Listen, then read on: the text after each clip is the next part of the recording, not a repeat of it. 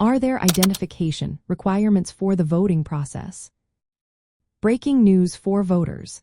The question on many people's minds right now is whether there are identification requirements for the voting process. As we approach upcoming elections, understanding these rules is more important than ever. Many states have specific requirements that can affect your ability to vote.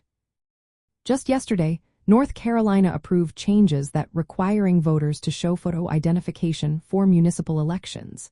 This includes provisions for overseas and military voters to submit their identification online or by mail. Iowa has had a similar requirement since 2019. Voters in Iowa must provide identification at the polls, but they can cast a provisional ballot if they do not have it. Another option is to have another registered voter confirm their identity.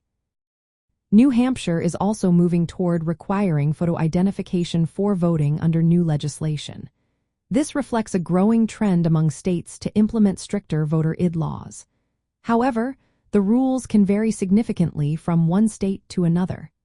Some states have specific guidelines about what types of identification are acceptable. In Texas, there were significant issues during the 2022 elections. Many mail-in ballots were rejected due to mismatches or unclear identification requirements. This situation disproportionately affected voters of color, highlighting the challenges that can arise from strict identification laws. Looking ahead, Maine is considering a proposal in a 2025 referendum that would requiring voters to show certain photo identification before casting their ballots. This indicates that discussions about voter ID laws are ongoing and evolving. It is essential for voters to check their local and state election board websites to understand what identification they need to bring. Additionally, voters should be aware of alternatives that may exist if they do not have the required identification.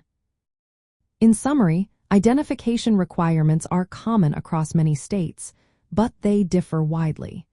Being informed about these rules can help ensure that you are prepared to vote. Stay updated and make sure you have the necessary identification ready for the upcoming elections.